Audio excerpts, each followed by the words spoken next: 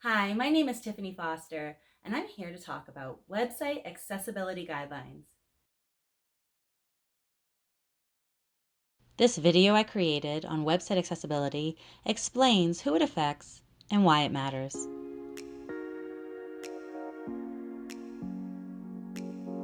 Website accessibility.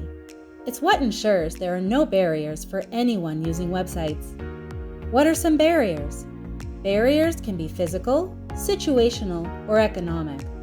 These range from cognitive, visual, auditory, motor, speech, and financial. So much of what we do relies on web use.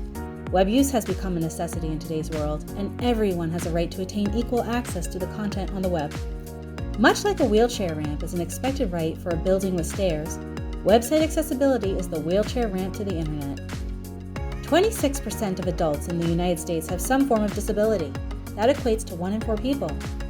This statistic does not even factor in those affected by temporary disability, like a broken arm, or non-disability related factors such as economic circumstances that can affect Wi-Fi access, or those using mobile phone or smart device, which can limit interactivity.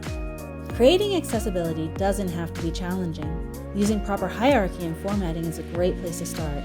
This aligns the text into accessible formatting for visual readers. Other tips include alt tags on all images. This is what the visual reader will read in place of viewing the image. Create descriptive links instead of just click here, which not only helps accessibility for readers to navigate, it also creates more functional, scannable content for usability. Create color contrast for definition between content and layout, and be aware that the colors red and green can be problematic for those with color deficiency, which affects 8% of the population. Design forms for accessibility. Use tables for data, not layout. Ensure text can be accessed by keyboard, and make dynamic content accessible to readers.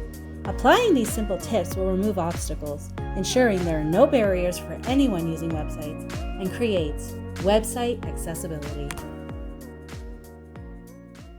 As you can see from the video, website accessibility does matter. There are more resources that you can find on section 508.gov and w3schools.com. It's an inclusive practice, and it's important to be informed. Website Accessibility Guidelines is a tool I created to help website developers and designers better implement website accessibility. Another thing to keep in mind is that accessibility affects people. When you're designing and developing a website, it's for people to be able to access and use. Keeping people in mind, it's important to understand assistive technology.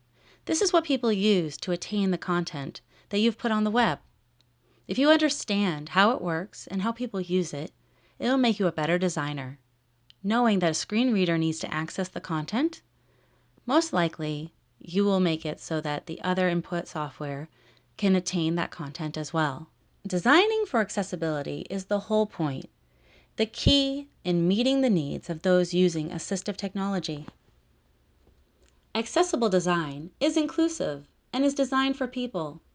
It creates equal access to content for all people and is formatted and designed to allow assistive technology to access it freely. This practice keeps in mind formatting, heading structure, and that links are descriptive. It also keeps in mind color contrast and making sure that tables, layout, and documents are all accessible. The whole point is to use accessibility guidelines. This practice is essential towards keeping inclusivity, adhering to Section 508 and ADA compliance, as well as it's just better business practice. Thank you so much for viewing. I really appreciate your time, and I look forward to collaborating with you or answering any questions you have in helping you better achieve website accessibility. Please feel free to reach out to me at tiffanycfoster.com.